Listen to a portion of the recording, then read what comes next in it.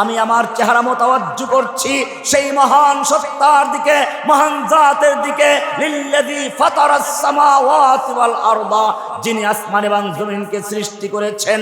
হানিফান, হানিফ মানে মাইলান আন জামিইল বুতলান ইলাল হককে, সমস্ত বাতিলকে বর্জন করে, সমস্ত তাগুতকে বর্জন করে, সমস্ত মানব রচিত যত বিধান আছে সবগুলো বর্জন করে ইন্নী ওয়াজ্জাহতু ওয়াজহিয়া লিল্লাযী ফাতারাস সামাওয়াতি ওয়াল আরদা হানিফান, সেই মহান জাতের দিকে মোতাওয়াজ্জু হচ্ছি যিনি এই আসমান জমিনকে সৃষ্টি করেছেন। হানিফান, একনিষ্ঠভাবে সমস্ত বাতিলকে বর্জন করে। ওয়ামা আনা মিনাল মুশরিকিন, আমি মুশরিকদের অন্তর্ভুক্ত নই। আসসালামু আলাইকুম ওয়া রাহমাতুল্লাহি ওয়া বারাকাতুহু। হামিদান ওয়া মুসাল্লিয়ান ওয়া মুসাল্লিমা অদ্য ৩রা অক্টোবর ২০২৫ রোজ শুক্রবার বাদ এশা, বেরুলিয়া ওলামা ও ইমাম পরিষদ কর্তৃক আয়োজিত অধ্যকার মাহফিলের সম্মানিত সভাপতি হযরতুল আল্লাম মাওলানা আশিকুর রহমান সাহেব কাসিমি দামাত বরকাতুহুল আলিয়া, মঞ্চে উপস্থিত উলামায়ে কেরাম, আমার সামনে তাওহীদি জনতা, পর্দার আড়ালে মা ও বোনেরা, আল্লাহ সুবহানাহু ওয়া তাআলার মহান দরবারে লাখ শুকরিয়া জ্ঞাপন করছি যিনি আমাদেরকে আজকের এই মাহফিলে আসার এবং বসার তৌফিক এনায়েত করেছেন। এজন্য বলি আলহামদুলিল্লাহ। আমরা এই মাহফিল করছি এমন একটি মুহূর্তে যখন এদেশের তাওহীদি জনতা একদিকে তাদের ফিলিস্তিনি ভাই বোনদের নির্মম পরিহাস প্রত্যক্ষ করছে, আর একদিকে যাদের প্রতি মুসলিমদের আস্থা, সে উলামায়ে কেরাম মূর্তি পূজার, দুর্গা পূজার বেদিতে গিয়ে দুর্গার প্রশংসা করছে। আমার মনে পড়ে কবি ইকবাল রহমতুল্লাহ আলাইহির কথা, উनको तहजीब ने हर बंद से आजाद किया, उनको तहजीब ने हर बंद से आजाद किया, लेके काबे से सनम खाने में आबाद किया। ইব্রাহিম আলাইহিস সালাম, যার সম্পর্কে কোরআন বলছে মিল্লাতা আবিকুম ইব্রাহিম, তোমরা যেই মিল্লাতকে অনুসরণ করছো, যে ইসলামের অনুসরণ করছো, এটা ইব্রাহিমের মিল্লাত। যে ইব্রাহিমকে আল্লাহ সুবহানাহু ওয়া তাআলা আদর্শ রূপে ঘোষণা করেছেন, قد كانت لكم أسوة حسنة في إبراهيم والذين معه, তোমাদের জন্য আদর্শ রয়েছে ইব্রাহিমের মধ্যে এবং তার সঙ্গীদের মধ্যে।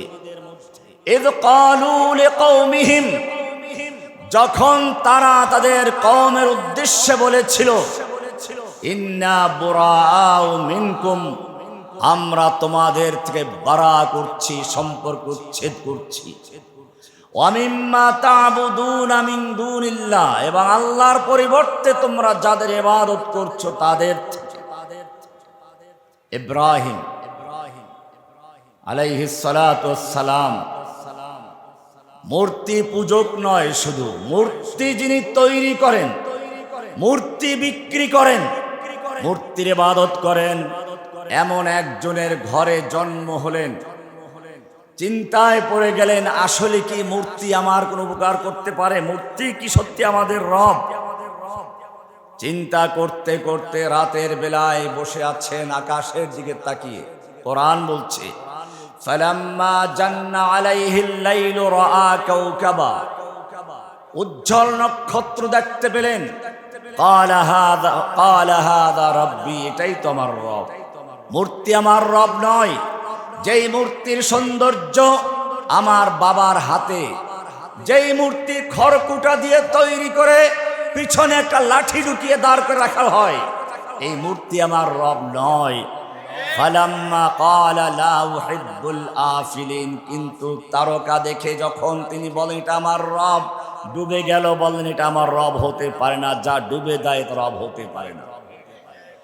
ফালাম্মা রাআল কামারা বাযিগান, এবারে তিনি আবার লক্ষ্য করলেন পূর্ণিমার চাঁদ, কামার বাযিগান, আলোক উজ্জ্বল হয়ে উঠছে।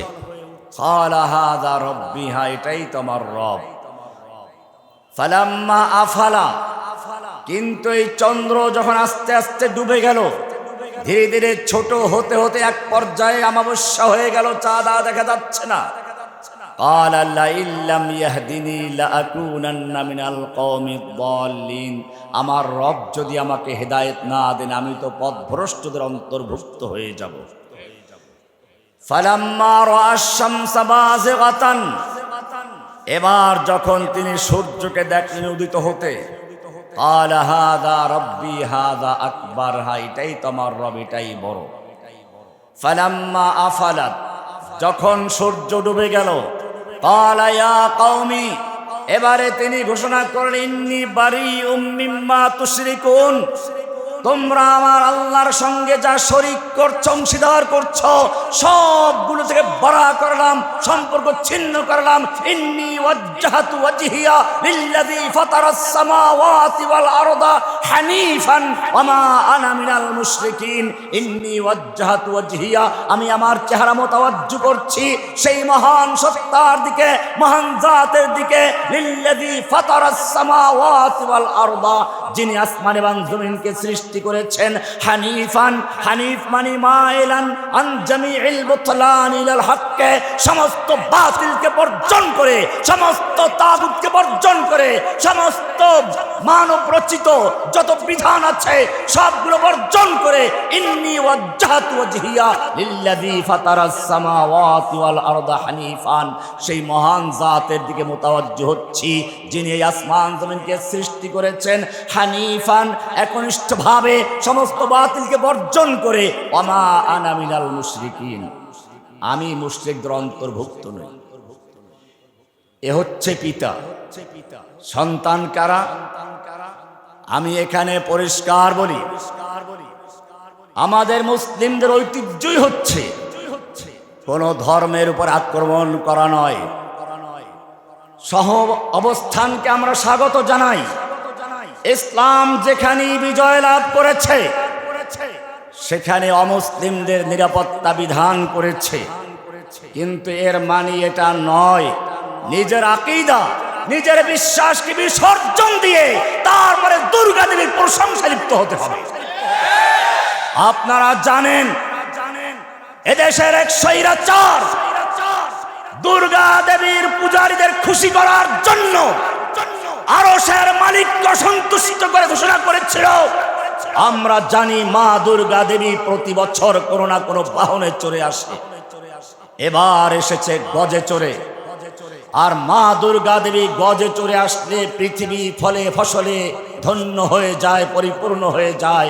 বাস্তবে তাই হয়েছে, এবার ফসল বেশি হয়েছে।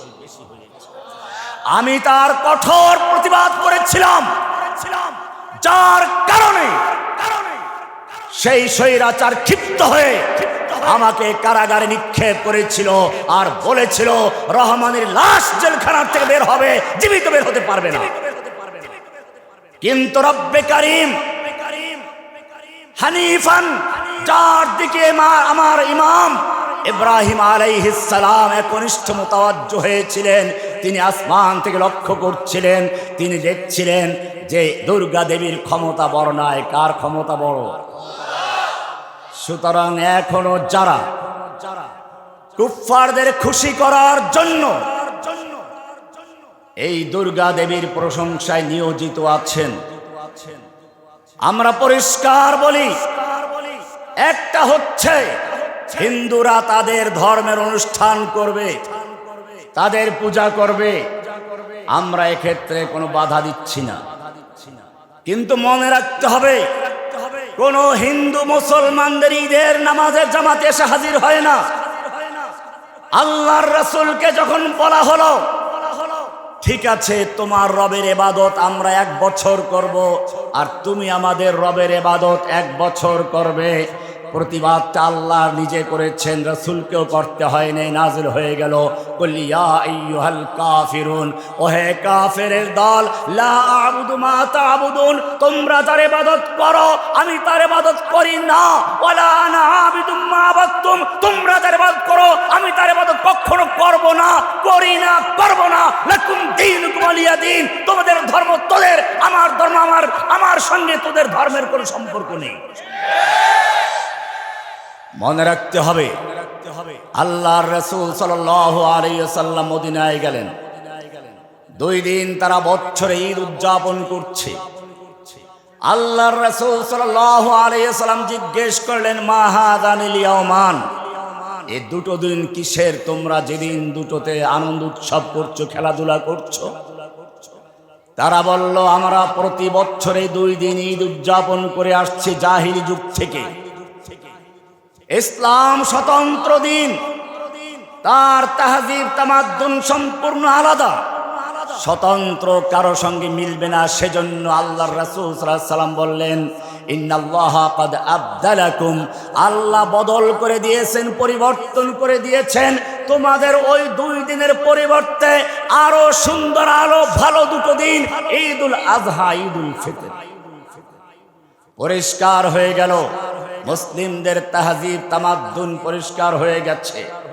ইব্রাহিম আলাইহিস সালামকে এরকম মূর্তি পূজার ঈদে, দুর্গা পূজার অনুষ্ঠানে দাওয়াত করা হলো, বন্ধু বান্ধব সবাই যাচ্ছে, বলা হলো চলো ইব্রাহিম। ইব্রাহিম আলাইহিস সালাম না যাওয়ার জন্য কৌশল অবলম্বন করলেন। ওহে ইব্রাহিমের সন্তানরা, ভালো করে শুনে রাখো, আমি তোমাদের বিরোধিতা করছি না, আমি তোমাদেরকে ইসলাহের উদ্দেশ্যে পরিষ্কার করে বলছি। কোরআন পড়ো, কোরআন বলছে ফানাজারা নাজরাতান ইলান নুজুম।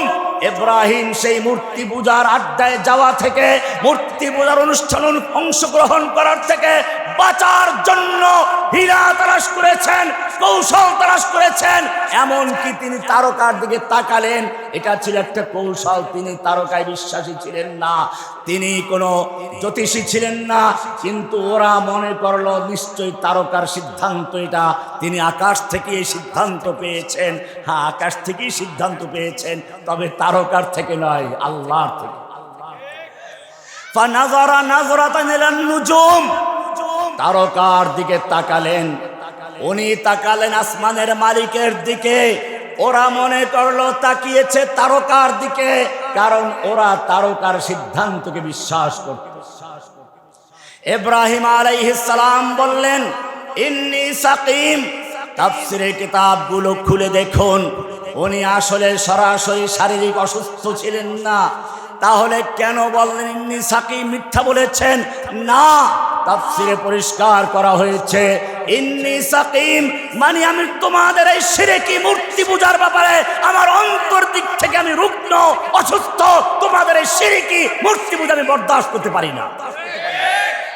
কৌশল অবলম্বন করেছিলেন, কৌশল অবলম্বন করেছিলেন মূর্তি পূজায় অংশগ্রহণ করার জন্য না, মূর্তি পূজার থেকে দূরে থাকার জন্য।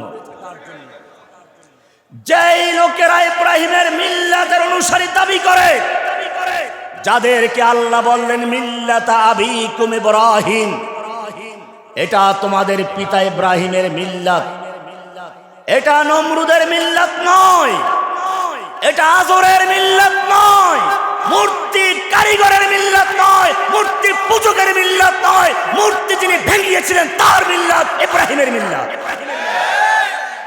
তিনি মূর্তি পূজার মেলায় অংশগ্রহণ করার না জন্য কৌশল করেছেন, না যাওয়ার জন্য কৌশল করেছেন। আর সেই মিল্লাতের অনুসারীর নেতারা গিয়ে মূর্তি পূজায় অংশগ্রহণ করে দেবদেবীর প্রশংসায় নিয়োজিত আছেন। কিসের জন্য? কোরআন বলছে আয়াবতাগুনা ইনদাহুমুল ইজ্জাত, তারা কি ওদের কাছে গিয়ে একটু শক্তি, ভোট চায়, পাওয়ার চায়? ইজ্জাত, পাওয়ার, শক্তি, ওদের সমর্থন চায়? আল্লাহ বলছেন ফাইনাল ইজ্জাতা লিল্লাহি জামিআ, ইজ্জাতের মালিক, পাওয়ারের মালিক, সম্মানের মালিক, সমর্থনের মালিক, ভোটের মালিক ওরা নয়, এই ইজ্জাতের মালিক, পাওয়ারের মালিক সম্পূর্ণ আল্লাহ সুবহানাহু ওয়া তাআলা। তুমি বিশ্বাস করো ইব্রাহিমের মিল্লাতের অনুসারী, ইব্রাহিমের মিল্লাত হচ্ছে যালিকা বিআন্নাল্লাহা মাওলাল্লাযীনা আমানু ওয়া আন্নাল কাফিরিনা লা মাওলা লাহুম। না, ওদের কোনো মাওলা নেই, তোমাদের মাওলা আছে। ওরা স্লোগান দিয়ে বলে নেতা আছে, বলে হ্যাঁ অমুক নেতা আছে। কোন সে নেতা? অমুক নেতা। আল্লাহ বলছেন না, ওই কোন সে নেতা মেতা চলবে না। যালিকা বিআন্নাল্লাহা মাওলাল্লাযীনা আমানু, মুমিনদের মাওলা, মুমিনদের অভিভাবক, মুমিনদের মুরব্বি সবকিছু হচ্ছেন আল্লাহ সুবহানাহু ওয়া তাআলা। ওয়া আন্নাল কাফিরিনা, ওরা যতই বলুক মাওলা আছে, হ্যাঁ আছে, আল্লাহ বলছেন না, ওয়া আন্নাল কাফিরিনা লা মাওলা লাহুম, ওদের কোনো মাওলা নাই, ওদের কোনো মাওলা নাই, কোনো মাওলা নেই, মাওলা নেই। ওদের হাতে অস্ত্র আছে, গুলি আছে, বোমা আছে, ওদের মাওলা নেই, তোমাদের মাওলা আছে। বদরের যুদ্ধে এক তাবুতে দোয়া হচ্ছে, ওলু হবাল স্লোগান হচ্ছে, আর এক তাবুতে আল্লাহু আকবার স্লোগান হচ্ছে। এক তাবু চাচ্ছে আল্লাহু আকবার স্লোগান বন্ধ করে দিয়ে জয় বাংলা, জয় হোবালকে প্রতিষ্ঠা করার জন্য, আর এক তাবুতে জয় হোবালকে ধ্বংস করে, জয় বাংলাকে ধ্বংস করে আল্লাহু আকবার বিজয় করার জন্য। ওরা জানে না আল্লাহু আকবার যখন ধ্বনি, যখন প্রকাশ পায়, আল্লাহর রাসূল সাল্লাল্লাহু আলাইহি ওয়াসাল্লাম বলেছেন ডান দিকে, বাম দিকে, আসমান, মাশরিক, মাগরিব পর্যন্ত সমস্ত হাজার হাজার গাছগাছালি, পাথর, পশুপক্ষী সব কিছু মুয়াজ্জিন যখন আল্লাহু আকবার বলে, সব পৃথিবী গুঞ্জরিত হয়ে আল্লাহু আকবার ধ্বনি তোলে এবং সেই ধ্বনির আওয়াজ আসমান পর্যন্ত চলে যায়। ইলাইহি ইয়াসআদুল কালিমুত তাইয়্যিব। যারা আল্লাহু আকবার ধ্বনিকে ধ্বংস করতে চায়, তার পরিবর্তে জয় বাংলা বসাতে চায়, পিনাকি ভট্টাচার্যের ভাষায় বলতে হয় আল্লাহু আকবারকে বিজয়ী করে জয় বাংলাকে আল্লাহ তাআলা জয় বাংলা ধ্বংস করে দেন। জয় বাংলা এটা কোনো সাধারণ স্লোগান ছিল না। জয় বাংলা ছিল আল্লাহু আকবার ধ্বনির বিকল্প। মুহাম্মাদুর রাসূলুল্লাহর বিকল্প ছিল জয় বঙ্গবন্ধু। তাওহীদের স্লোগান আল্লাহু আকবার, রিসালাতের ঘোষণা মুহাম্মাদুর রাসূলুল্লাহ। এই দুইটাকে ধ্বংস করে তার জায়গায় নব্য নমরুদের গোষ্ঠী চেয়েছিল তাওহীদ ও রিসালাতকে ধ্বংস করার জন্য। আল্লাহ রাব্বুল আলামিন আল্লাহু আকবারকে প্রতিষ্ঠা করেছেন, জয় বাংলাকে ধ্বংস করেছেন, এমন ভাবে লাঞ্ছিত করেছেন যারা মনে করেছিল এই ইন্নাল ইজ্জাতা আয়াবতাগুনা ইনদাহুমুল ইজ্জা, তাদের শক্তি, তাদের নরেন্দ্র মোদীর শক্তি, তার অস্ত্র, তার পাওয়ার তাকে রক্ষা করবে। আল্লাহ রাব্বুল আলামিন জানিয়ে দিলেন ফাইনাল ইজ্জাতা লিল্লাহি জামিআ, ইজ্জতের মালিক নরেন্দ্র মোদী নয়, ইজ্জতের মালিক আল্লাহ। আল্লাহ রাব্বুল আলামিন তার দিনকে বিজয়ী করবেন।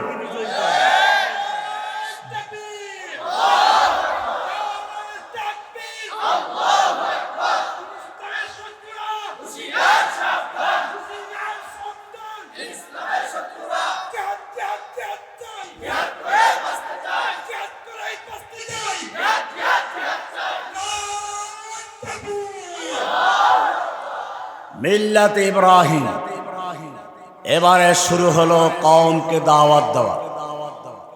দাওয়াত দিলেন নিজের পিতাকে, ইয়া আবাতি লিমা তা'বুদু মা লা ইয়াসমাউ ওয়া লা ইউবসিরু ওয়া লা ইউগনি আনকা শাইআ। হে আমার পিতা, নিজের ঘর থেকে শুরু করেছেন।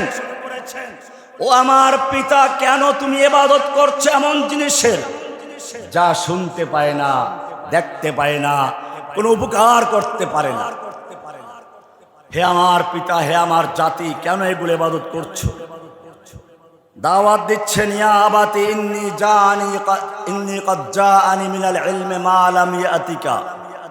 আমার কাছে এমন ইলম এসেছে যা তোমার কাছে আসে নাই। ফাত্তাবি'নি আহদিকা সিরাতান সাবিয়্যা। আমার অনুসরণ কর, আমি তোমাকে সরল সোজা পথ দেখাবো। কাকে দাওয়াত দিচ্ছেন? নিজের বাপকে দিয়ে দাওয়াত শুরু হচ্ছে। ইয়া আবাতি লা তা'বুদিশ শাইতান। হে আমার আব্বাজান, খবরদার শয়তানের ইবাদত করবে না। ইন্নাশ শাইতানা কানা লির রহমানি আসিয়া।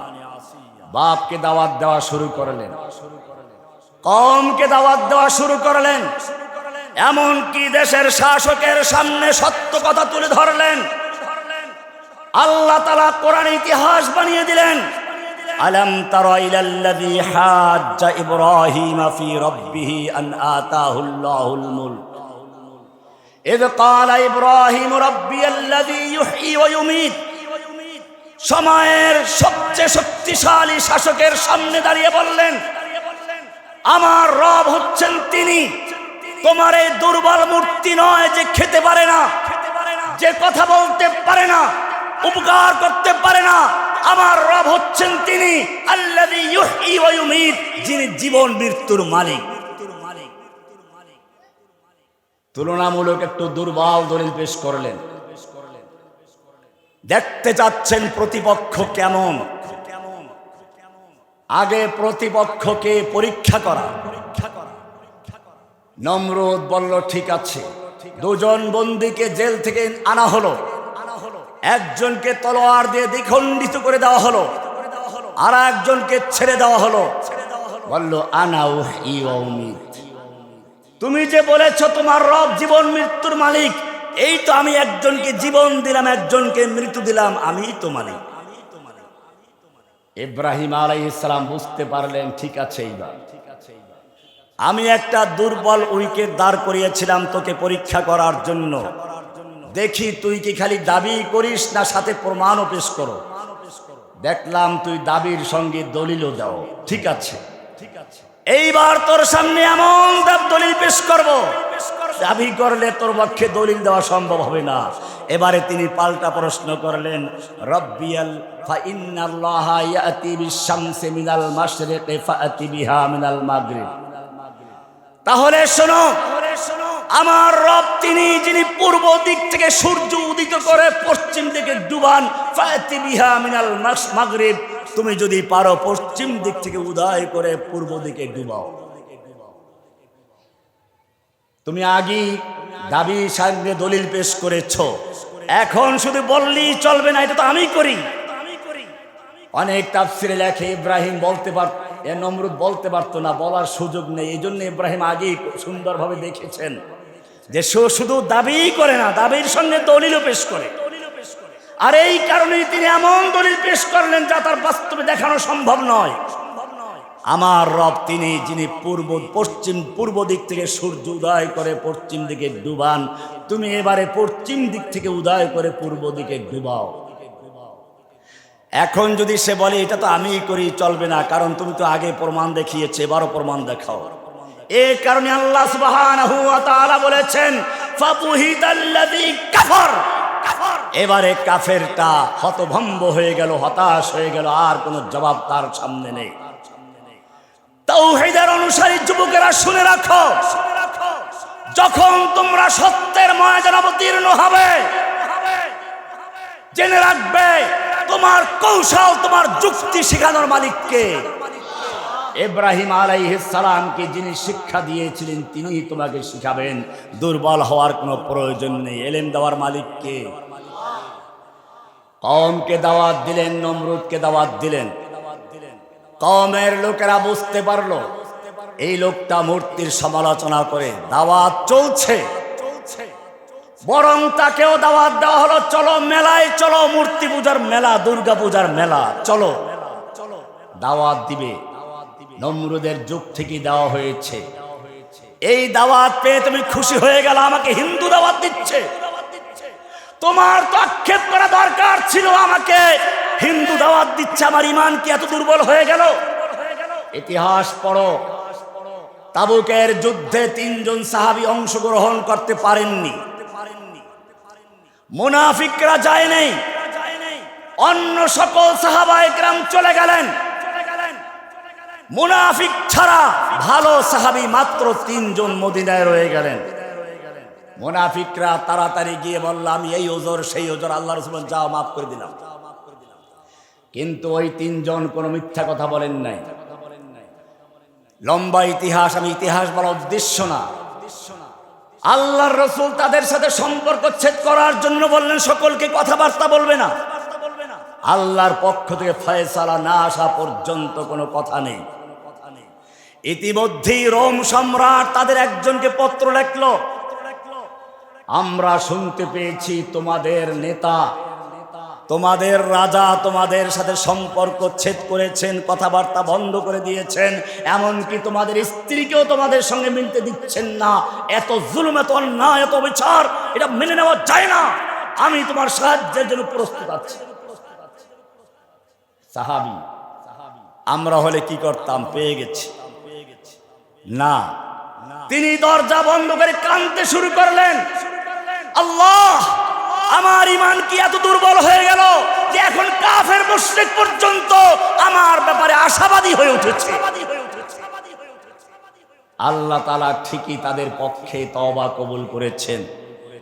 মনে রাখতে হবে, কাফেরদের পক্ষ থেকে সাহায্যের প্রস্তাব আসবে, এই প্রস্তাব নতুন নয়। আমিরে মুআবিয়া রাদিয়াল্লাহু তাআলা আনহুর সঙ্গে যখন আলী রাদিয়াল্লাহু তাআলা আনহুর যুদ্ধ হচ্ছে, সে সময়ও রোম সম্রাটের পক্ষ থেকে আমিরে মুআবিয়া রাদিয়াল্লাহু তাআলা আনহুকে পত্র লেখা হলো, আমিরে মুআবিয়া, আমরা জানতে পেরেছি তোমাদের খলিফাতুল মুসলিমিন আলী তোমার সঙ্গে বিদ্রোহ করছে, অন্যায্য আচরণ করছে, জুলুম করছে, তোমাকে ঠকাচ্ছে। তুমি যদি চাও, রোম সম্রাট তার পূর্ণ শক্তি দিয়ে তোমার পক্ষে দাঁড়াবার জন্য প্রস্তুত। কি প্রস্তাব! এই প্রস্তাবগুলোই বর্তমানে রোম, হিন্দুস্তান, আমেরিকা প্রস্তাব করে। এই প্রস্তাব নতুন নয়। আমিরে মুআবিয়া রাদিয়াল্লাহু তাআলা আনহুকে প্রস্তাব করলো। তিনি ইচ্ছে করলে বলতে পারতেন, ঠিক আছে, আলীকে ধ্বংস করার জন্য আমি তোমার পক্ষে আছি, আমাকে সাহায্য করো, আলীকে নির্মূল করে দেই। আল্লাহর নবীর মাদ্রাসার ছাত্র, উলাইকা হিজবুল্লাহ, আল্লাহর নবীর ছাত্রদের মাদ্রাসার নাম বাইতুল্লাহ। মাদ্রাসার নাম কি? বাইতুল্লাহ। যেই মাদ্রাসার প্রতিষ্ঠাতা খলিলুল্লাহ জবিহুল্লাহ, যেই মাদ্রাসার শিক্ষক মুহাম্মদুর রাসূলুল্লাহ, যেই মাদ্রাসার নিসাবে তালিম কিতাবুল্লাহ কালামুল্লাহ, যেই মাদ্রাসার ছাত্রদের লকব হচ্ছে উলাইকা হিজবুল্লাহ। এই ছাত্রদেরকে সহজে দিন থেকে সরানো যায় না। যেই ছাত্রদেরকে পরীক্ষা করেছেন স্বয়ং উলাইকাল্লাযীনা ইমতাহানাল্লাহ, পরীক্ষা করেছেন কে? পরীক্ষার ফলে আল্লাহ তাআলা ফলাফল ঘোষণা করেছেন, উলাইকা হুমুর রাশিদুন, উলাইকা হুমুল ফাইজুন, উলাইকা হুমুল মুফলিহুন, উলাইকা হুমুল মুমিনুনা হাক্কা। তারা সফল মুমিন, তারা সত্যিকার কামিয়াব মুমিন, তারাই প্রকৃতি মুমিন। যদি তুমি সত্যিকার ঈমানদার হও, তাদের ঈমানের সঙ্গে তোমার ঈমানকে মিলাও। আমিনু কামা আমানান নাস ফাইন আমানু বিমিসলি মা আমানতুম বিহি ফাকাদ ইহতাদাও। সাহাবায়ে কেরাম যেরকম ঈমান এনেছেন, যদি তোমরা সেরকম ঈমান আনতে পারো, তবেই তোমরা হেদায়েত প্রাপ্ত হলে।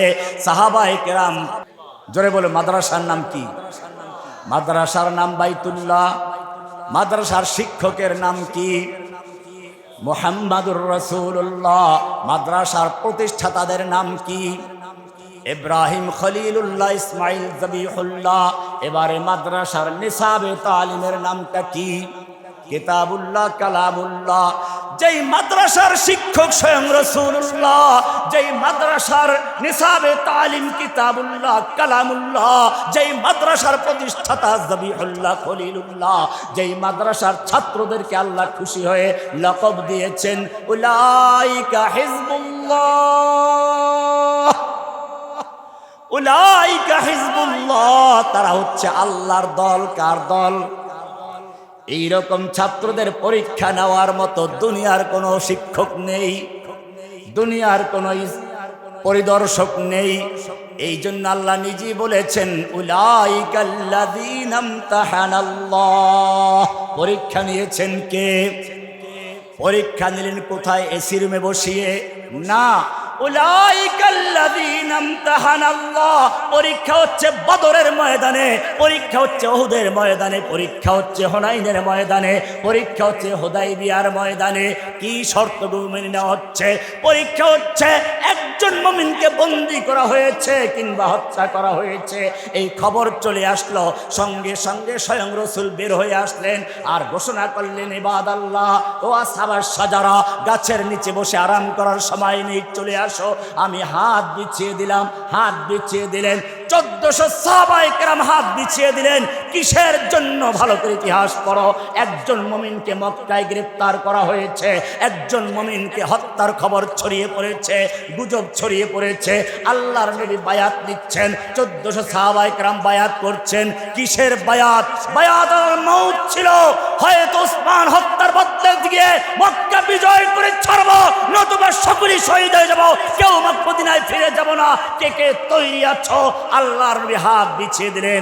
সব সাহাবায়ে কেরাম নবীর হাতের উপর হাত রেখে বায়াত করলেন।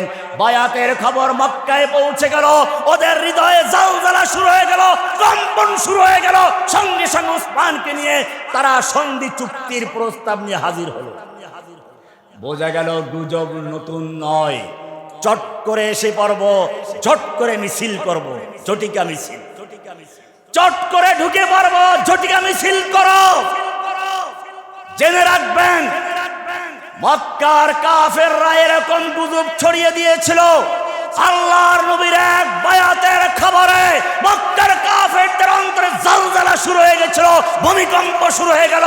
ভয়ে তারা ওসমানকে নিয়ে সন্ধি চুক্তি করতে বাধ্য হয়েছিল। এখনো বিতাড়িত শয়তান, বিতাড়িত লেডি ফ্রাউন মাঝে মধ্যে স্বপ্ন দেখে, মাঝে মধ্যে দেশে বিভিন্ন গুজব ছড়ায়।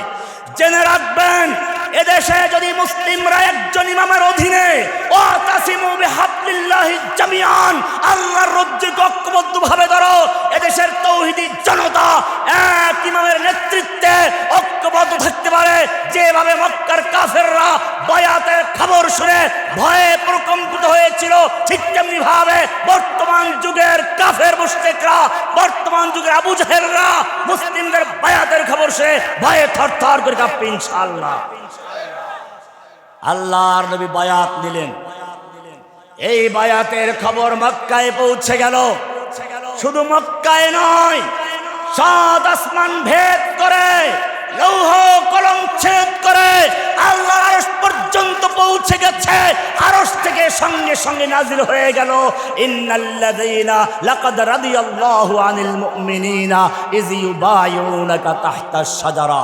নিশ্চয় আল্লাহ মুমিনদের প্রতি সন্তুষ্ট হয়ে গেছেন, মুমিনদের প্রতি রাজি হয়ে গেছেন যখন তারা আপনার হাতের উপর হাত রেখে গাছের নিচে বসে বায়াত করছিল। এ শুধু এ পর্যন্তই নয়, রাজি আর খুশি হওয়া পর্যন্ত ক্ষান্ত নয়। এরপরে আরো সামনে গিয়ে বলছেন ইন্নাল্লাযীনা ইউবাইউনাকা, নিশ্চয় জেনে রাখবেন যারা ওই গাছের নিচে বসে আপনার হাতের উপর হাত রেখে বায়াত করছিল, ইন্নামা ইউবাইউনাল্লাহ, তারা আপনার হাতে হাত রেখে নয়, বরং স্বয়ং আল্লাহর হাতে হাত রেখে বায়াত করেছে। ইয়াদুল্লাহি ফাওকা আইদিহিম, তাদের হাতের উপরে স্বয়ং আল্লাহর নিজের হাত ছিল। আল্লাহর হাত কেমন সেই বিষয়ে আবার প্রশ্ন করতে যাবেন না।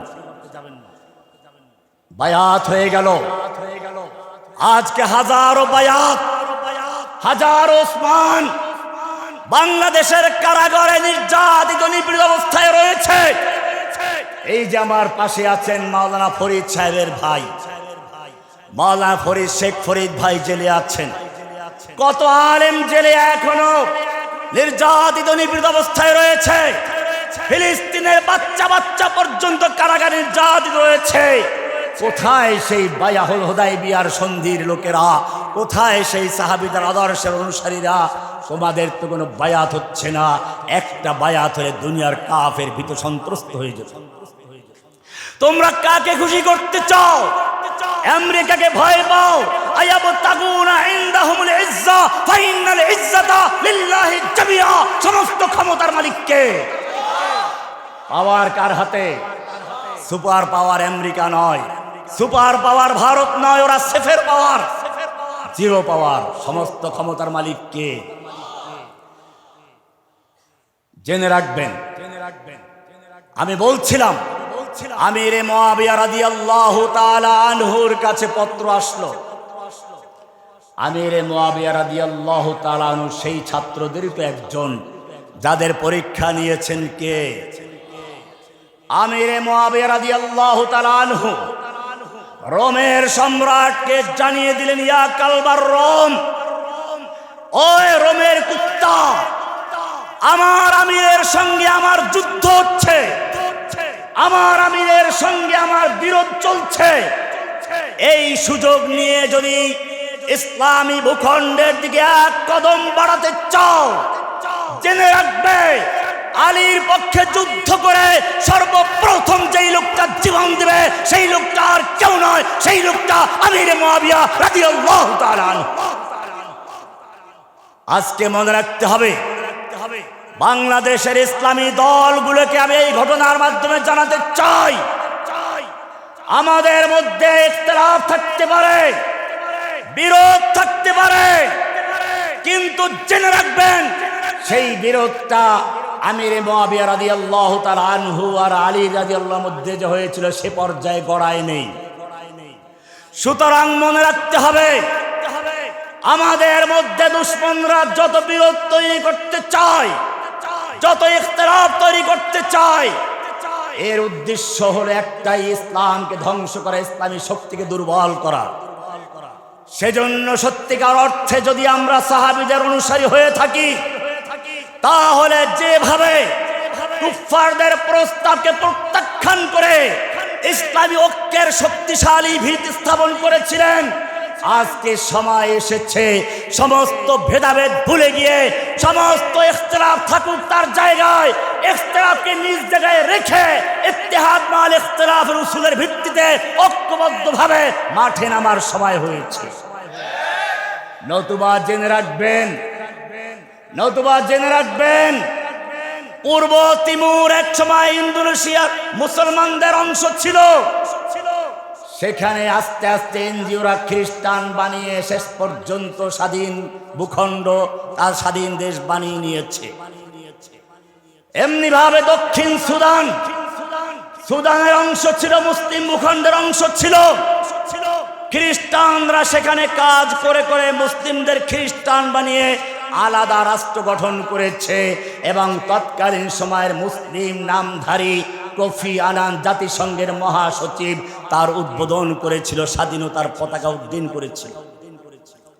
তোমার বাংলাদেশের থেকেও একটা অংশকে ছিন্ন করার জন্য প্রথমে একটা আকীদা, বিশ্বাস স্থাপিত করা হচ্ছে, তা হচ্ছে আদিবাসী, উপজাতি নয়। আমাদের মনে রাখতে হবে, বিভিন্ন দেশের থেকে নির্যাতিত নিপীড়িত হয়ে মুসলিম দেশগুলোতে কিছু উপজাতি অংশগ্রহণ অবস্থান নিয়েছিল, আশ্রয় নিয়েছিল। বাংলাদেশের ভূখণ্ডের পাহাড় পর্বতে জঙ্গলে যে সমস্ত লোকেরা রয়েছে, এরা বিভিন্ন জায়গায় নির্যাতিত নিপীড়িত হয়ে বিতাড়িত হয়ে বাংলাদেশের মুসলমানদেরকে আশ্রয় নিয়েছিল। এজন্য তাদেরকে বলা হতো উপজাতি। সেই উপজাতিদেরকে যেভাবে ফিলিস্তিনে এই ইসরায়েলিরা উড়ে এসে বসলো, ওইখানের মূল ভূখণ্ডের অধিকারীদেরকে তাড়ানো শুরু করলো। বাংলাদেশেও সেরকম ভাবে একটা ভূখণ্ডকে বিচ্ছিন্ন করার জন্য প্রথম একটা বয়ান তৈরি করেছে, তা হলো আদিবাসী উপজাতি নয়। এরপরে দাবি করেছে তাদের জন্য স্বতন্ত্র বিধান, বিগত সরকার তা দিয়েছে। এরপরে দাবি উঠেছে সেনাবাহিনী প্রত্যাহার করার জন্য। জেনে রাখবেন, সেনাবাহিনী প্রত্যাহার করার পরে তারপরে স্বাধীনতার জন্য আর এক ধাপ এগিয়ে যাবে। বলা হবে এখান থেকে বাঙালি মুসলমানদেরকে বিতাড়িত করো। বাঙালি মুসলমানদের বিতাড়িত করার পরে সেনাবাহিনীকে তাড়িয়ে দেওয়ার পরে যেই দাবি উঠবে সেটা হলো সেই পূর্ব তিনি দক্ষিণ সুদানের মতো পার্বত্য অঞ্চলকে আলাদা স্বাধীন খ্রিস্টান রাজ্য বানাবার জন্য।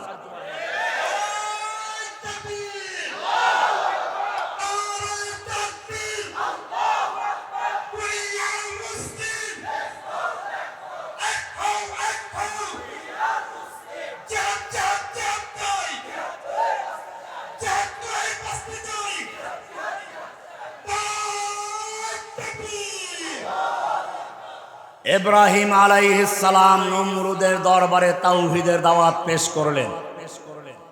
এবারে তাদের কাছে আর কোনো জবাব নেই। ইব্রাহিম আলাইহিস সালাম আরো স্পষ্ট করার জন্য তিনি মূর্তিখানায় ঢুকলেন। গিয়ে দেখলেন মূর্তির সামনে অনেক দামি দামি খাবার আছে। অবশ্য আপনাদেরকে বলবো না, এই অংশ আপনি পালন করবেন, এটার জবাব আমি একটু পরে দিচ্ছি ইনশাআল্লাহ। মূর্তিখানায় ঢুকে দেখলেন অনেক দামি খাবার আছে। কোরআন বলছে, গিয়ে বললেন আলা তাকুলুন, এই মূর্তি খাচ্ছ না কেন? খাও, খা। খাবি না? খা। কথা বলে না। আবার আলা তানতাকুন মা লাকুম লা তানতাকুন, ব্যাপার কি? কথাও তো বলছো না, কারণটা কি? বারবার বলছে কথা ক, খা।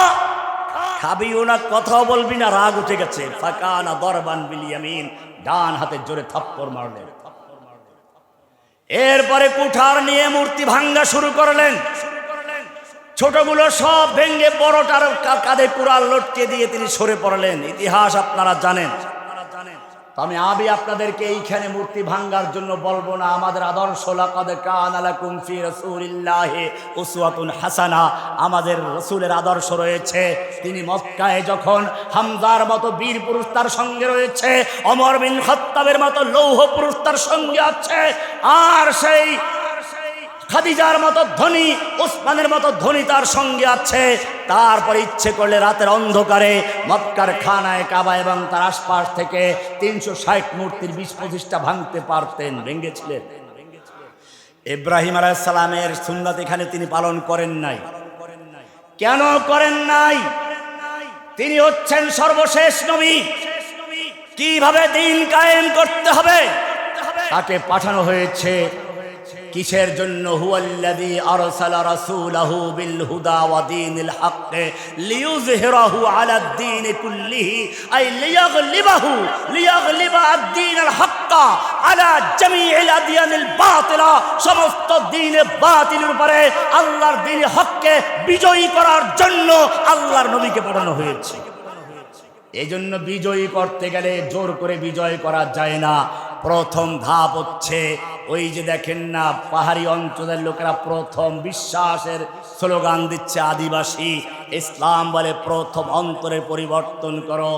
আগি পাথরের মূর্তি নয়, মানুষের অন্তরের ভিতরে যে মূর্তি আছে সেই মূর্তিগুলো সরিয়ে দাও, ভেঙে চুরমার করে তাওহীদের বীজ রোপণ করো। উলাইকা কাতাবা ফি কুলুবিহিমুল ঈমান, ঈমানের বীজ রোপণ করলেন, লা ইলাহা ইল্লাল্লাহর দাওয়াত দিলেন। ওরা বুঝতে পারলো, প্রতিবাদ করলো, আইন্না লাতারিকু আলিহাতিনা লিশাইরিন মাজনুন, আমরা কি আমাদের দেবদেবীদেরকে, আমাদের এই বুজুর্গদেরকে, আমাদের এই সংসদকে ভেঙে দিব লিশাইরিন মাজনুন, একজন পাগল কবির কথায়? আর বলল আজআলাল আলিহাতা ইলাহা ওয়াহিদা ইন্না হাযা লাশাইউন উজাব। সে কি বলে? সমস্ত আলেহাদেরকে বাতিল করে দিয়ে, সমস্ত দেবদেবীর ক্ষমতাকে চ্যালেঞ্জ করে শুধু এক আল্লাহর ক্ষমতাকে কেন্দ্রীভূত করতে চায়। আমাদের মনে রাখতে হবে, ইসলাম শিক্ষা দেয় প্রথম তাওহীদের বাণী অন্তরে রোপণ করো। আজকে প্রায় আমরা শুনি, ভালো করে শোনো, যারা তাওহীদের দাওয়াত দিতে চাও, সমাজে পরিবর্তন করতে চাও, প্রায় অভিযোগ করো অমুক মেয়ে হিন্দু ছেলের খপ্পরে পড়ে প্রতারিত হয়েছে, অমুক মুসলমান খ্রিস্টান হয়ে যাচ্ছে। আমি তোমাদের পরিষ্কার জানিয়ে দিতে চাই, যে ঈমান পরিবেশের কারণে অর্জিত হয়েছে, যে ঈমান মা বাপ মুসলমান, ভাই বোন মুসলমান, আত্মীয় স্বজন মুসলমান, পাড়া প্রতিবেশী মুসলমান, দেশটা মুসলমানের, তাই মুসলমান, এই সস্তা ঈমানদার যারা, তাদের ঈমান পরিবেশের কারণেই পরিবর্তন হয়ে যায়। কিন্তু বিলালের মতো যাদের ঈমান, সুমাইয়ার মতো যাদের ঈমান, খুবাইবের মতো ঈমান, খাব্বাবের মতো ঈমান যাদের আছে, আল্লাহর কসম, যত পাহাড় পরিমাণ বাধা আসুক না কেন, লোভ আসুক না কেন, তাদের ঈমান পরিবর্তন হতে পারে না। বাদশাহ হেরাকেল আল্লাহর নবীর পত্র পেল, বলল দেখো মক্কার কোন ব্যবসায়ী দল সিরিয়ায় আছে কিনা ডেকে আনো। ডেকে আনা হলো। আল্লাহর নবীর সেই সময়ের সবচেয়ে বড় দুশমন আবু সুফিয়ান ওইখানেই আছে। ডাকা হলো, জিজ্ঞেস করা হলো, যেই লোকটা নবুয়ত দাবি করেছে তার সবচেয়ে বংশের দিক থেকে কাছের কে? সঙ্গীরা বলল আবু সুফিয়ান। সামনে বসাও। বাকিদের পিছনে বসানো হলো, যাতে করে চোখের ইশারায় মিথ্যা কোনো যোগ সাজস করতে না পারে। এবারে তিনি দোবাসী ডাকলেন, বললেন আমি তোমাদের নেতাকে কয়েকটা প্রশ্ন করব, সঠিক উত্তর দিলে সমর্থন দিবে, মিথ্যা বললে প্রতিবাদ করবে। অনেকগুলো প্রশ্ন, একটা প্রশ্ন তোমাদের মুখস্থ রাখতে হবে। প্রশ্ন করেছিল ওয়াহাল ইয়ারতাদ্দু আহাদুন আন দীনিহি বাদা আন ইয়াদখুলা ফীহি সাখতাতান লিদীনিহি, যেই লোকটা তোমাদের দেশে নবুয়ত দাবি করেছে মুহাম্মদ সাল্লাল্লাহু আলাইহি সাল্লাম, তার দ্বীন গ্রহণ করার পরে দ্বীনের প্রতি অসন্তুষ্ট হয়ে কোনো ব্যক্তি ধর্ম ত্যাগ করে মুরতাদ হয়ে যায় কিনা। আবু সুফিয়ান তখনও কাফের, কিন্তু মিথ্যা বলে নাই, বলল না এমনটা হয় নাই। আবু সুফিয়ানের এই বক্তব্যের সূত্র ধরে বাদশাহ হেরাকেল মন্তব্য করেছিল, বুখারী খুলে দেখো, ওয়া কাযালিকাল ঈমান হিনা তুখালিতুহু বাশাশাতুহু আল কুলুবা, এটাই হচ্ছে ঈমানের বাস্তবতা, এটাই হচ্ছে ঈমানের প্রকৃতি, এটাই হচ্ছে ঈমানের সত্যিকার মজা। ইযা হিনা তুখালিতু বাশাশাতুহু আল কুলুবা, যখন ঈমানের স্বাদ, ঈমানের তৃপ্তি, ঈমানের প্রকৃতি, ঈমানের মাধুর্যতা কারো অন্তরের সঙ্গে মিশে যায়, যেরকম ভাবে চিনি পানির সঙ্গে গুলালে পরে মিশে যায়, এরকম যদি কারো ঈমানের সঙ্গে, কারো কলবের সঙ্গে ঈমান মিশে যায়, ত্যাগ এবং কোরবানির বিনিময়ে, সেই ঈমান দুনিয়ার কোনো শক্তি টলাতে পারে না। বোঝা গেল আজকে যে ঈমান হারা হয়ে যাচ্ছে হিন্দুর খপ্পরে পড়ে, খ্রিস্টানদের 2 কেজি চালের বিনিময়ে, এটার বড় কারণ হচ্ছে আমাদের দাওয়াতের ত্রুটি রয়েছে। আমরা মানুষের অন্তরে এখনো পর্যন্ত ঈমানের বীজ রোপণ করতে পারি নাই। এটাই হচ্ছে ঈমানের দাওয়াত। আল্লাহর নবীর দাওয়াত, তিনি প্রথমে মূর্তি ভাঙতে বলেন নাই, বরং পাথরের মূর্তির পরিবর্তে অন্তরের মূর্তি ভাঙতে বলেছেন। তিনি নির্যাতন সহ্য করেছেন, তাকে হত্যার জন্য চক্রান্ত করা হয়েছে, 3 বছর পর্যন্ত কারাবন্দী রয়েছে। বোঝা গেল যারাই নবীওয়ালা কাজ করবে, যারাই নবীর সুন্নাহ মোতাবেক চলবে, তাদেরকে জেল, জুলুম, অত্যাচার এবং কারাবন্দী হতে হবে। ওই পাখিকেই কারাবন্দী করা হয়, খাঁচায় বন্দী করা হয়, যেই পাখির আওয়াজ সুন্দর, যেই পাখির আওয়াজও নেই, স্বরূপও নেই, সেই পাখিকেও খাঁচায় বন্দী করে না, কাউয়া কোনোদিন কেউ পারে না। মনে রাখতে হবে, স্বর্ণ যদি সুন্দরী নারীর গলার হার হতে চায়, তাকে আগুনের পোড়া খেতে হয়, হাতুড়ের বাড়ি খেতে হয়, তারপরেই তখন সে অলঙ্কার হয়ে সুন্দরী নারীর গলায় ঝুলতে পারে। তোমার নবীর চেহারা তোমার চেয়ে অনেক সুন্দর ছিল। তোমার নবী রাস্তায় হাঁটতে গেলে মেঘ ছায়া দিত। তোমার নবী পেশাব করতে গেছেন, খেজুর গাছ দৌড়ে এসে আড়াল করে দিয়েছে। তোমার নবী মজলিসে কথা বলছেন, কারো আওয়াজটা নবীর আওয়াজের চেয়ে বড় হয়ে গেছে, ওহী নাযিল হয়ে গেছে, সূরা হুজুরাত পড়ো, লা তারফাউ আসওয়াতাকুম ফাওকা সাওতিন নবী, হে ঈমানদারগণ খবরদার নবীর আওয়াজের চেয়ে জোরে আওয়াজ করে কথা বলবি না। এমনটা যদি করিস আনতাহবাতা আমালুকুম, তোদের জীবনের সমস্ত আমল, নামাজ, রোজা, হজ, যাকাত, জিহাদ, কিতাল যা কিছু সব বরবাদ হয়ে যাবে, টের পাবি না। নবীর আওয়াজের চেয়ে জোরে কথা বলিস, কি মারাত্মক কথা! এত মায়া! এমন কি নবীর উপরে কোরআন নাজিল হচ্ছে, কোরআনকে দ্রুত মুখস্থ করার জন্য ঠোঁট নাড়াচাড়া করছেন। আল্লাহ তাআলা আরশ থেকে জিবরাইলকে বলেন, যাও, আমার নবীর এত কষ্ট করার দরকার নেই। লা তুহাররিক বিহি লিসানাকা লিতাজালা বিহি, ইন্না আলাইনা জামাহু ওয়া কুরআনা ফাইদা ক্বরানাহু ফাত্তাবি কুরআনা। হে নবী, কোরআনকে দ্রুত মুখস্থ করার জন্য ঠোঁট নাড়াচাড়া করে মুখস্থ করার কোনো প্রয়োজন নেই। ইন্না আলাইনা জামাহু ওয়া কুরআনা, গোটা কোরআনকে নূর বানিয়ে আপনার সিনার মধ্যে জমা করে দেওয়ার দায়িত্ব আমি আল্লাহ নিজে গ্রহণ করেছি। এত মায়া নবীর জন্য, নবী ঠোঁট নাড়াচাড়া করে কোরআন মুখস্থ করবেন, এতটুকু কষ্ট দিতে চান না। শুধু এ পর্যন্তই নয়, নবী ঘুমিয়ে আছেন, তাহাজ্জুদ পড়ে উঠাচ্ছেন, কি মায়া! ইয়া আইয়ুহাল মুজাম্মিল কুমিল লাইলা ইল্লা কালিলা, ও কামলিওয়ালা ওঠো, একটু জাগো। লাকুমিল লাইলা ইল্লা কালিলা, তবে রাত্র পুরোটা ইবাদত করার দরকার নেই, পা ফুলে যাওয়ার প্রয়োজন নেই। কুমিল লাইলা ইল্লা কালিলা, রাত্রি জাগরণ করো, কিছুক্ষণ ঘুমাও। নিসফাহু আমিনকুস মিনহু কালিলা, অর্ধেক রাত্র বা তার চেয়ে একটু কম, আউজিদ আলাইহি, অথবা তার চেয়ে একটু বেশি। তার মানে হচ্ছে তোমার সারা রাত্র ইবাদত করার প্রয়োজন নেই, পা ফুলে যাওয়ার প্রয়োজন নেই। তুমি জানি তুমি সারা রাত্র ইবাদত করলে খুশি হও, আমি আল্লাহ তোমাকে দুরন্ত দেখলেও খুশি হয়ে যাও। কি মায়া যেই নবীর জন্য!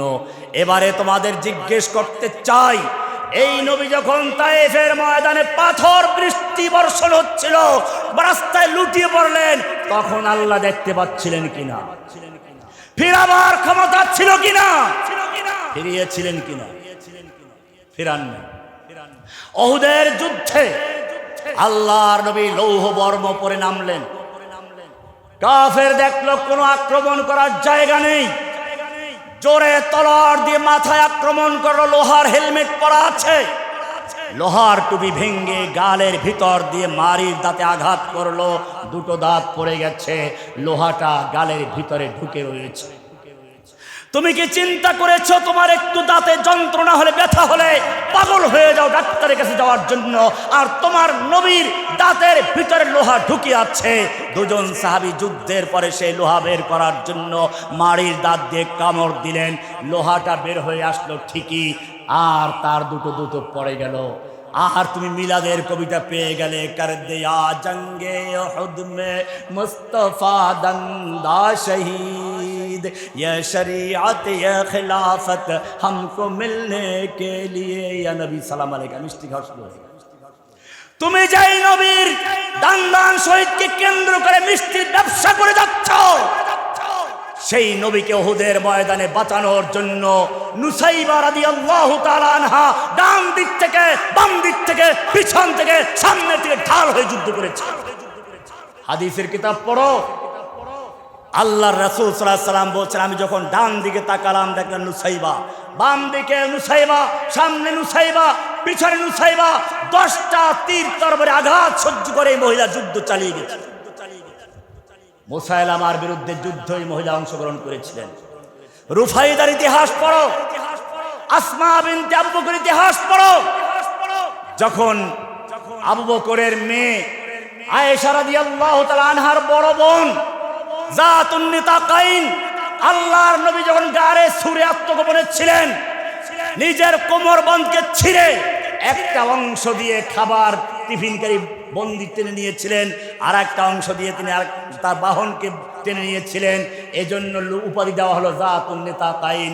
ইতিহাস পরে এই মহিলা কি করেছিলেন, যখন তার বয়স 100 বছর উপরে চলে গেছে, যখন তার ঠিকমতো চলার ক্ষমতা নেই, অন্ধ হয়ে গেছেন, সেই সময় আব্দুল্লাহ বিন জুবায়ের মক্কায় অবরুদ্ধ হয়ে আছেন জালিমদের কারণে, গিয়ে বলছে, মা আমাকে অপশন দেওয়া হয়েছে দুটো, হয়তো আত্মসমর্পণ করব, দুনিয়ার সুবিধা নিব, নতুবা শহীদ হয়ে যাব, আমি কোনটা করব? মা কি বললেন? বলেন আমার সন্তান শুনো, যদি তুমি সত্যের উপরে থাকো লড়াই চালিয়ে যাও, যুদ্ধ করে শহীদ হয়ে যাও, আর যদি মিথ্যার উপরে থাকো তুমি নিজেও ধ্বংস হয়েছ, আর তোমার সঙ্গে যুদ্ধ করে যারা জীবন দিয়েছে তাদেরকেও ধ্বংস করেছ। যুদ্ধ করো। বলল মা, ওরা তো আমাকে মৃত্যু পরে আমাকে মুসলা করবে, না কান চুল হাত পা কেটে উপহাস উল্লাস করবে, মদিনা মক্কার গলিতে তারা আমাকে চেঁচড়াবে। বললেন জেনে রাখো, ছাগল যখন জবাই করে টানানো হয় তার চামড়া উপর দিক থেকে নিচে নেওয়া হলো না নিচের দিক থেকে উপরে নেওয়া হলো, চামড়া কেমনে খসানো হলো সেই পরোয়া করার কোনো প্রয়োজন নেই, তুমি যুদ্ধ চালিয়ে যাও। যখন যুদ্ধ করে শহীদ হয়ে গেলেন তার মা তার জন্য দোয়া করলেন। তোমাদের ইতিহাস হচ্ছে এটাই, তোমাদের ইতিহাস আপোষ করা নয়। মিল্লাত আবিকুম ইব্রাহিম, নমরুদের সামনে দাওয়াত দিলেন, শেষ পর্যন্ত মূর্তি ভাঙলেন। এইবারে মূর্তি ভাঙ্গার পরে যখন লোকেরা মেলার থেকে আসলো, জিজ্ঞেস করলো মান ফাআলা বিহাযা, একাত্র হয়ে গেল। নমরুদকেও ডাকা হলো, মূর্তি পূজকরা সব একত্র হয়ে বলল কে এই দুর্ধর্ষ কাজ করেছে, দুঃসাহসিকতার কাজ করেছে। এবারে সকাল বলল হ্যাঁ সামি'না ফাতান ইয়াযকুরু আলিহাতানা, সামি'না ফাতান ইয়াযকুরু আলিহাতানা ইউকালু লাহু ইব্রাহিম। একজন যুবকের কথা শুনেছি আমাদের এই মূর্তির সমালোচনা করে। এই মূর্তির নাম ইব্রাহিম। এই যুবকের নাম কি? এখানে লক্ষণীয় বিষয় ফাতান। নমরুদ বুঝতে পেরেছিল কেন যুবকের প্রশ্ন। তাফসীরে লেখে নমরুদ বুঝতে পেরেছিল কোনো ভূমিকম্প হলো না, যুদ্ধ মারামারি হলো না, অথচ সব মূর্তি ভেঙে চুরমার হয়ে গেল। আবার বড় মূর্তি দাঁড়িয়ে আছে, এই মূর্তিতে এই কাজ করতে পারে না। নিশ্চয়ই এটা মূর্তি ভাঙ্গা পর্যন্ত শেষ নয়, বরং এটা হচ্ছে এই মূর্তির সমাজকে ভেঙে দিয়ে ভিন্ন সমাজ গড়ার জন্য এক বিশাল বিপ্লব শুরু হয়েছে। আর সেই বিপ্লবের সূচনা হয়েছে এই মূর্তি ভাঙ্গা দিয়ে। আর এই রকম বিপ্লব শুরু করা কোনো বুড়া মানুষের মাথায় ঢোকে না, ঢোকে যুবকের মাথায়। তোমরা দেখেছো এদেশে বহু আন্দোলন হয়েছে, কিন্তু কোনো আন্দোলন সফল হয় নাই। যখন দেশের যুবকেরা স্কুল কলেজ মাদ্রাসা নির্বিচারে ঐক্যবদ্ধভাবে মাঠে নেমেছিল, ইব্রাহিমের সন্তানরা সামি'না ফাতান ইয়াযকুরু আলিহাতানা, আবার সেই মূর্তি ভাঙ্গার জন্য ঐক্যবদ্ধ মাঠে নেমেছিল। আল্লাহ রাব্বুল আলামিন দেখলেন ইব্রাহিমের সন্তানরা মাঠে নেমেছে, সব মূর্তি ভেঙে চুরমার করে দেওয়া হয়েছে।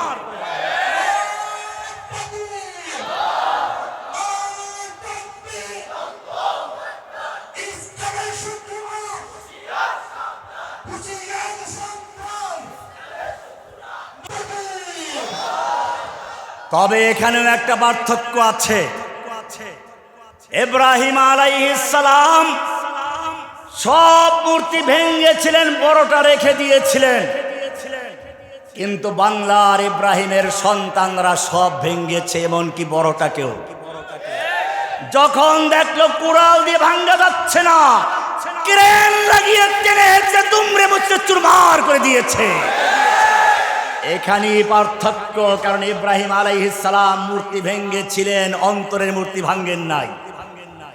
আল্লাহর নবী যখন অন্তরের মূর্তি ভেঙে চুরমার করে তাওহীদের সমাজ গড়লেন, আবার বিজয়ী বেশে মক্কায় প্রবেশ করলেন, তখন আর ছোট বড় নয়, সমস্ত মূর্তি ভেঙে চুরমার করে দিয়েছিলেন। বোঝা গেল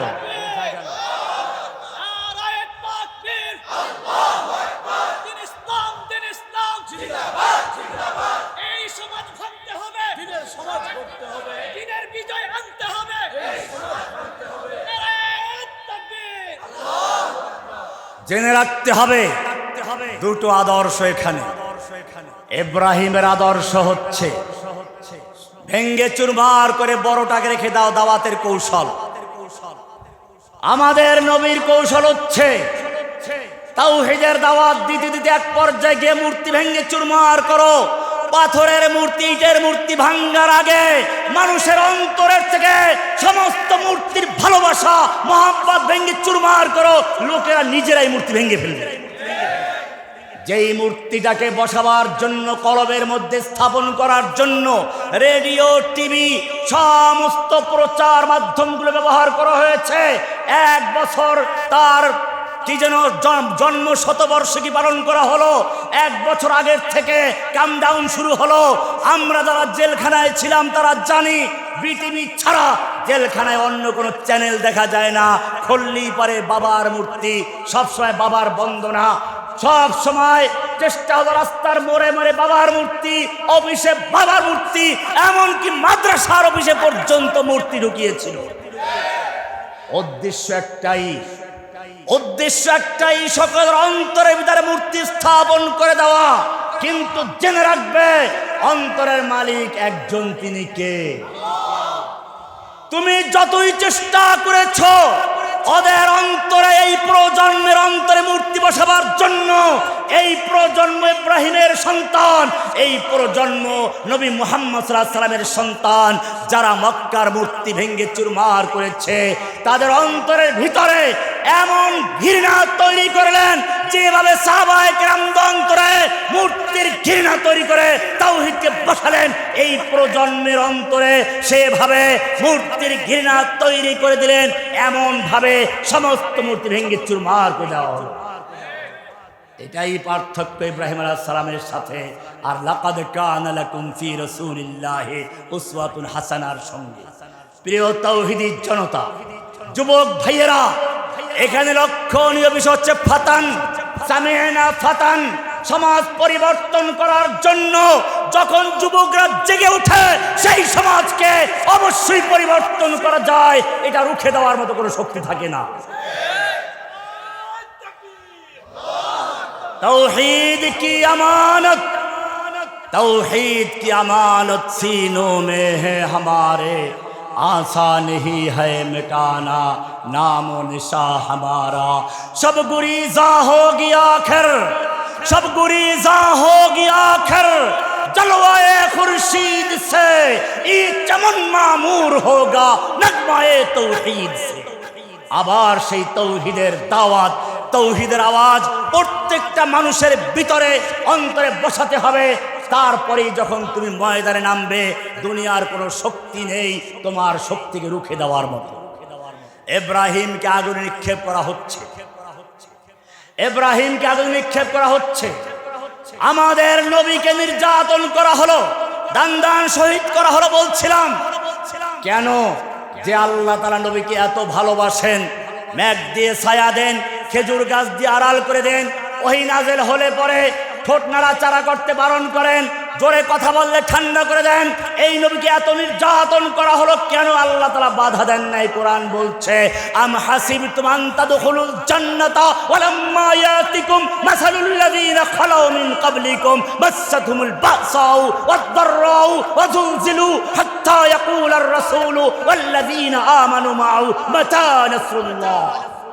তোমরা কি মনে করেছো এমনিতেই জান্নাতে ঢুকে পড়বে, অথচ তোমাদের কাছে আসবে না ওই সমস্ত বিপদ আপদ মুসিবত যা এসেছিল তোমাদের আগের লোকদের প্রতি? মাসসাতুহুমুল বাসা ওয়াদ-দাররা ওয়াযুলজিলু হাত্তা ইয়াকুলার রাসূল ওয়াল্লাযীনা মা'হু, এমনকি স্বয়ং রাসূল নিজে এবং তার সঙ্গীরা বলতে বাধ্য হলেন, মাতা নাসরুল্লাহ, আল্লাহর সাহায্য কবে আসবে?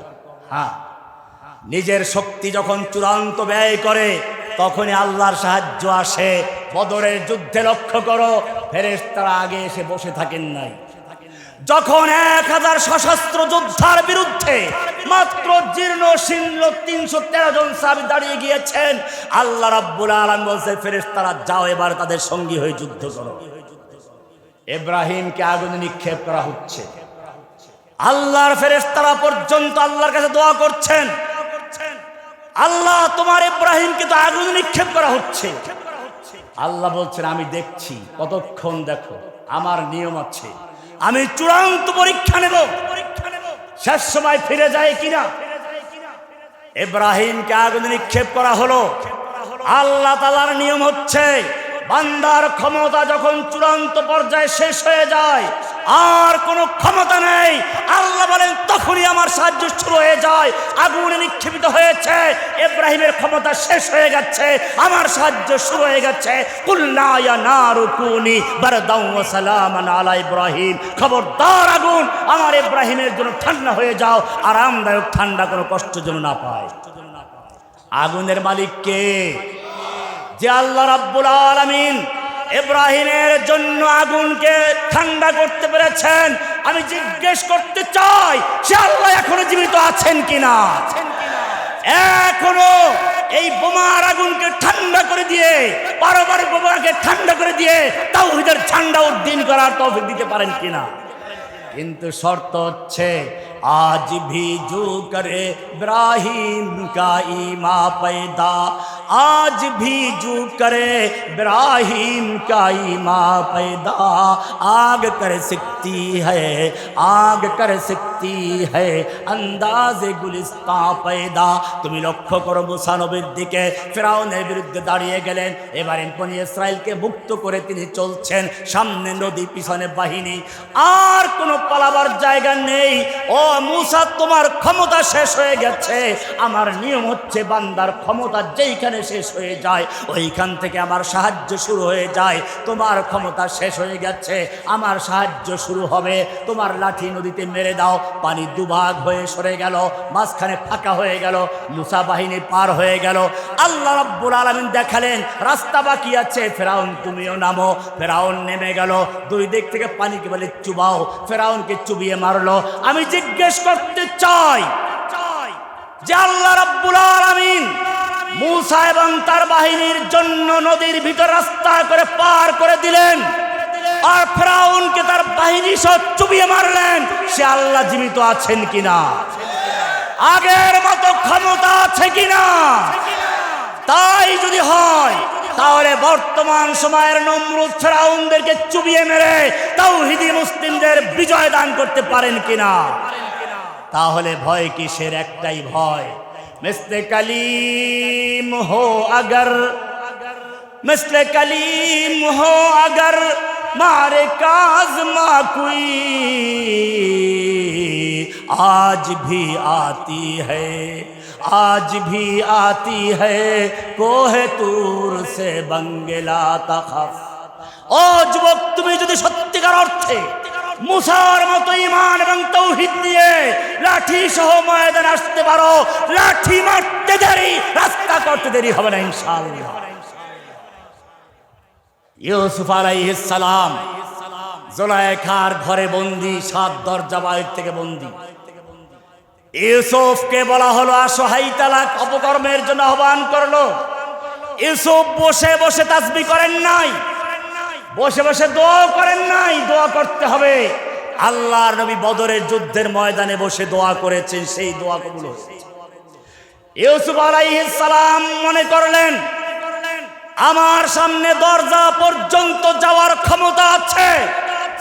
আল্লাহর নিয়ম হলো বান্দার ক্ষমতা যে পর্যন্ত শেষ হয়ে যাও ওখান থেকে সাহায্য। এই চিন্তা করে দরজা পর্যন্ত গেলেন। আল্লাহ তাআলা জানিয়ে দিলেন, ও ইউসুফ, তোমার ক্ষমতা যেই পর্যন্ত ছিল ব্যয় করেছ, আমার সাহায্য শুরু হয়ে গেছে। একটা একটা করে সমস্ত দরজা খুলে দিয়েছে। আমি জিজ্ঞেস করতে চাই যে আল্লাহ রাব্বুল আলামিন সেই ইউসুফের জন্য বন্ধ দরজা খুলে দিয়েছিলেন, আজকে সমস্ত দরজা খুলে দেওয়ার জন্য আল্লাহ জীবিত আছেন কিনা? লা নিদ্দা ওয়ালা দিদ্দা ওয়ালা হাদ্দা লিমাওলা, লা নিদ্দা ওয়ালা দিদ্দা ওয়ালা হাদ্দা লিমাওলা, আলআনা কামা কানা ওয়া লাম ইয়ালকা যাওয়ালা, ফারদুন সামাদুন আন সিফাতিল খালকি বারিউন, রাব্বুন আযালিয়ুন খালাকাল খালকা কামালা, ইন শিতা মিনাল খাউফি আমানাও ওয়া সালামা, ফাবুদহু ইয়াকিনান বিগুদুবিন ওয়া আসালা, ইন শিতা মিনান নারি নাজাতাও ওয়া ফালাহা, ফাবুদহু ইয়াকিনান বিগুদুবিন ওয়া আসালা। এখনো সে আল্লাহ জীবিত আছে, শর্ত একটাই, আবার সেই যুবক হতে হবে। তুম দিয়ে বাদে মুখালিফ সে না ঘবরায় কাব। ও যুবকেরা, এবারে তোমাদের প্রতি শেষ আহ্বান। তোমাদেরকে সেই সালাহুদ্দিন আইয়ুবী, মোহাম্মদ বিন কাসেম, তারেক বিন জিয়াদের মতো চতুর্দিক থেকে আহ্বান করা হচ্ছে। তোমরা জানো এই রাজা দাহিরের কারাগারে 2 জন বোনকে নির্যাতন করা হচ্ছিল। তখন তারা নিজের রক্ত বের করে ওড়নাকে কাগজ বানিয়ে তৎকালীন খলিফাতুল মুসলিমিন হাজ্জাজ বিন ইউসুফকে পত্র লিখেছিল। তার ঘুম হারাম হয়ে গেল। নিজের আপন ভাতিজা যুবক 16 বছরের যুবককে পাঠালো, যাও হয়তো রাজা দাহিরকে খতম করে বোনকে উদ্ধার করবে, নতুবা শহীদ হয়ে যাবে, ফিরে আসার চিন্তা করো নাই। সেদিন সিন্ধু বিজয় হলো, বোনদের উদ্ধার করা হলো। আমি জিজ্ঞেস করতে চাই, যদি সত্যিকার অর্থে আজকে সেই কাসেম সেই মোহাম্মদ বিন কাসেমের আদর্শের অনুসারী থাকো, তোমার বোন আফিয়া সিদ্দিকা এখনো বন্দী হয়ে আছে জেলখানায়, তোমার ভাইয়েরা কারাগারে বন্দী হয়ে আছে, তোমার ফিলিস্তিনি শিশু ভাই বোনেরা কাফের ইহুদির কারাগারে বন্দী হয়ে আছে। তোমাদেরকে আহ্বান জানাচ্ছে, ওমা লাকুম লা তুকাতিলুনা ফি সাবিলিল্লাহ, ওমা লাকুম লা তুকাতিলুনা ফি সাবিলিল্লাহ ওয়াল মুস্তাদাফিনা মিনার রিজাল ওয়ান নিসা ওয়াল বিলদান আল্লাযীনা يقولون ربنا أخرجنا من هذه القرية الظالم أهلها واجعل لنا من لدنك وليا واجعل لنا من لدنك نصيرا। এই যুবকরা, তোমাদের কি হলো? আল্লাহ তোমাদের আহ্বান করছেন ওদের ভাষায়, ফিলিস্তিন থেকে, কাশ্মীর থেকে, ওই ঘর থেকে, আফিয়া সিদ্দিকার রুহের থেকে আমাদের কাছে আহ্বান চলছে, ওমা লাকুম, তোমাদের কি হলো? লা তুকাতিলুনা ফি সাবিলিল্লাহ, তোমরা আল্লাহর রাস্তায় যুদ্ধ করছো না, লড়াই করছো না। ওই সমস্ত নির্যাতিত, নিপীড়িত, অসহায় শিশু, নারী, বৃদ্ধদের মুক্তির জন্য, আল মুস্তাদাফিনা মিনার রিজাল ওয়ান নিসা ওয়াল বিলদান, ওই সমস্ত শিশু, নারী আর ওই সমস্ত বৃদ্ধ অসহায় মানুষদের মুক্তির জন্য, আল্লাযীনা ইয়াকুলুন, যারা ফরিয়াদ করে বলছে, রব্বানা রব্বানা আখরিজনা মিন হাযিহিল ক্বরিয়াতিজ যালিমি আহলুহা, হে আমাদের রব, তুমি আমাদের আখরিজনা, উদ্ধার করো, আমাদের বের করে নিয়ে যাও, মিন হাযিহিল ক্বরিয়াতিজ যালিমি আহলুহা, এই জালিমদের অধ্যুষিত জনপদ থেকে, জালিমদের কারাগার থেকে, এই ইহুদির কারাগার থেকে, হিন্দুদের কারাগার থেকে আমাদের উদ্ধার করো, আমাদের মুক্ত করো। ওয়াজআল লানা মিন লাদুনকা ওয়ালিয়া, আমাদেরকে তোমার পক্ষ থেকে অভিভাবক পাঠাও, নেতা পাঠাও। ওয়াজআল লানা মিন লাদুনকা নাসীরা, তোমার পক্ষ থেকে সাহায্যকারী পাঠাও। এই আওয়াজ চতুর্দিকে আসছে। আমি জিজ্ঞেস করতে চাই, এই আহ্বানে সাড়া দেওয়ার জন্য কি ফেরেশতারা আসবে, না তোমাদের তৈরি হতে হবে? তোমাদের তৈরি হতে হবে। সেই ওলি নাসির হয়ে তোমাদেরকে ময়দানে ঝাঁপিয়ে পড়তে হবে। ফির তুঝে একবার করনি, ফির তুঝে একবার করনি হে জাহাঁ কি রাহবরি। হে যুবক, আবার তোমাকে বিশ্বের নেতৃত্ব দেওয়ার জন্য সালাহুদ্দিন আইয়ুবী, মোহাম্মদ বিন কাসেম, তারেক বিন জিয়াদ আর খালিদ বিন ওলীদের উত্তরসূরি হয়ে মাঠে নামতে হবে। ফির তুঝে একবার করনি है जहां की रहबरी, उठ खुदा के नाम लेकर फिर आलम बरदारबान। তোমার সামনে যত বাধা আসবে জেনে রাখবে, তুমি শাহিন, तू शाहीन है, परवाज है काम तेरा, तेरे सामने आसमां और भी है। তুমি তো সেই আকাশের বাজ পাখি সমতুল্য, तुम दिए बाद मुखालिफ से न घबराए ওকাব, ये तो चलती है तुझे ऊंचा उड़ाने के लिए। তুমি জালিম, অত্যাচারী, নিপীড়ি, নির্যাতনকারী শাসকদের অত্যাচারকে তুমি ভয় করো না, কারণ এই বাধা, এই অত্যাচার, নির্যাতন চলছে তোমাকে আরো ঊর্ধ্বে নেওয়ার জন্য, তোমার মর্যাদা বৃদ্ধি করার জন্য। সেজন্য আহ্বান আসছে। ও যুবকের, আমি জিজ্ঞেস করতে চাই, আজকে যদি প্রয়োজন হয় বাংলার পার্বত্য অঞ্চল রক্ষা করার জন্য যাদের মাঝে ঝাঁপিয়ে পড়তে হবে, কে কে তৈরি আছো? বাংলাদেশের সেনাবাহিনীকে জানিয়ে দিতে চাই, তোমার ভয় করার কোনো প্রয়োজন নেই। তোমরা যদি প্রয়োজন মনে করো, আমাদেরকে আহ্বান জানাও। এই বাংলাদেশের যুবকেরা তোমাদের সঙ্গে কাঁধে কাঁধ মিলিয়ে পার্বত্য অঞ্চল রক্ষা করার জন্য, জীবন দেওয়ার জন্য প্রস্তুত ইনশাআল্লাহ। পরিশেষে আমি বলতে চাই, বিভিন্ন ষড়যন্ত্র হচ্ছে, আগেও হয়েছে। এই বাংলাদেশ থেকে ইসলামের বিপ্লবকে ধ্বংস করার জন্য জঙ্গি নাটক সাজানো হয়েছিল। আমাকে আনসারুল্লাহ বাংলা টিমের গুরু, নেতা, আধ্যাত্মিক গুরু ইত্যাদি প্রচার করা হয়েছে। আমি আদালতে চ্যালেঞ্জ করেছিলাম, এই আনসারুল্লাহ বাংলা টিম নামে বাংলাদেশে কোনো দলের অস্তিত্ব নেই। এটা ভারতের রয়ের এজেন্ডা ছিল। লেডি ফ্রাউনকে দিয়ে এজেন্ডা তৈরি তৈরি করে এদেশের তাওহীদি আলেমদেরকে, যুবকদেরকে হত্যা করার জন্য, গুম করার জন্য, ধ্বংস করার জন্য এই নীল নকশার দল তৈরি করা হয়েছে। আমি বর্তমান সরকারকে বলতে চাই, বর্তমান সরকার জানিয়ে দিতে চাই, বাংলাদেশে যদি সেই জঙ্গি থাকতো তাহলে আজকে জেলখানার থেকে এত লোক বের হয়ে আসলো, কই কোন ঘটনা কেন ঘটছে না? বোঝা গেল এই জঙ্গি নাটক যিনি তৈরি করছিলেন তিনি বাংলাদেশের নেই বিদায় বাংলার জমিনে কোনো সন্ত্রাসী নেই। সন্ত্রাসীদের গডমাদার এদেশ থেকে পালিয়ে গেছে, চক্রান্তকারীদের গডমাদার পালিয়ে গেছে। নতুন করে যদি কোনো চক্রান্ত কেউ তৈরি করতে চায় তাহলে ওই ভারতের দালাল লেডি ফ্রাউনকে যেমন দেশ ছেড়ে পালাতে হয়েছে, বাংলার জমিন থেকে সকলকে পালাতে হবে ইনশাআল্লাহ। পাহাড়ের সঙ্গে মাথা ধাক্কা দিলে পাহাড় ভাঙে না, মাথা ভেঙে চুরমার হয়ে যায়। ঠিক তেমনি ভাবে এই বাংলার জমিন থেকে ইসলামের জোয়ারকে, যুবকদের তাওহীদ চেতনাকে যারাই ধ্বংস করতে আসবে নির্মূল হবে। ফিরআউন, হামান, নমরুদের মতো ধ্বংস হয়ে যাবে, তাওহীদ প্রতিষ্ঠা হবে ইনশাআল্লাহ। এজন্য সকলকে ঐক্যবদ্ধ হতে হবে। বিভিন্ন দল মত থাকতে পারে, সমস্ত বিরোধকে পদদলিত করে ঐক্যবদ্ধ হয়ে ইনশাআল্লাহ আগামী বিপ্লব হবে ইসলামী বিজয়ের বিপ্লব। सबक पढ़ फिर सदाकत का, अदालत का, शजाअत का, लिया जाएगा काम तुझसे दुनिया के इमामत का। आखिर दावाना अनिल हम्दुलिल्लाहि रब्बिल आलमीन। अस्सलामु अलैकुम व रहमतुल्लाहि तआला व बरकातुहू।